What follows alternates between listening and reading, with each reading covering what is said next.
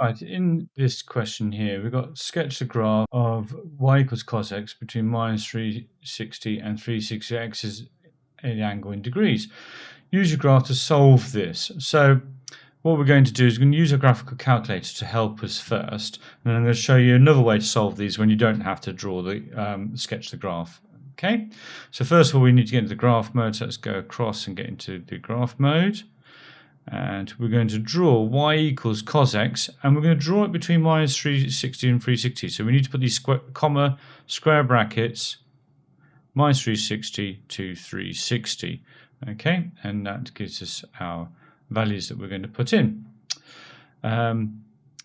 We also want to show how it solves where cos x equals 0.5. So if we draw y equals 0.5, where these two lines cross, will give us the solutions to our equation. So let's just press execute and draw those two things. And you can see here's the cos graph. And because I've restricted the domain, you see that the graph ends here and here. And we're only going to get the solutions we need. If we didn't restrict the domain, the cos curve would go further and we'd get more answers. Okay, so to find the answers of where this intersects, go to graph solve, go into intersection, and we get our first value, x is minus 300.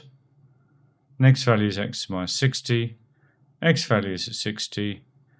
And then x is 300. And all we do is to answer the question properly, obviously we've got to sketch this graph here on the answer. I'm not going to show you how to do that now. You should be able to copy this diagram. You don't have to be exact. You just need to be able to indicate where these points of top and intersection are. So that maximum there, that intersection there, that maximum in there, that maximum. If you don't know how to find those, again, you can use graph solve to find all the roots, and it will flash which equation. We're going to use that one, so we're going to use execute, and it gives us the x value crossing there, then the x value crossing there, and the x value when it crosses there, and the x value where it crosses there. And if we do graph solve again, we can find the y-intercept, although we should see it's at 1. We can find all the maximum values, and we can do this graph. And again, it shows us that maximum value there. It doesn't show us the ones at minus 360 and 360 because it hasn't included those values. It's gone up to, but not including those values. Hence why it can't find them. If you'd done it from minus 361 to 361, you'd find that value and that value included.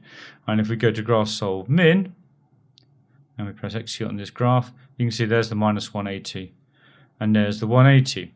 Now, the one thing you need to realize, if you don't get these angles along the bottom here, then you might be in the wrong angle measure. If you've got totally different things, and you get what looks like a straight line for cos because the numbers don't match up, then what you need to do is you need to go into the setup menu. You need to be in menu 1 to do this, and you need, sorry, not options, you need to go into shift, then setup, and then you can go down until you get to the angle measure, and you can change it from degrees to radians, whichever one you're using for this type of question. Okay, now the other way you can solve it, if you don't have to draw it, is you can use the SolveN. So we can go into run mode in mode 1, so go menu 1, and we can type in SolveN cos x equals 0.5, and if we go all the way across, we can see we're going to do from minus 360, that should be a comma there, to 360,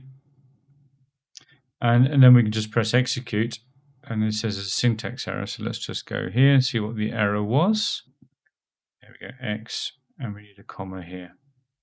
Okay, we need to show that we're doing it for x, and we need a comma here. And okay, we're going to press execute, and we get more solutions may exist.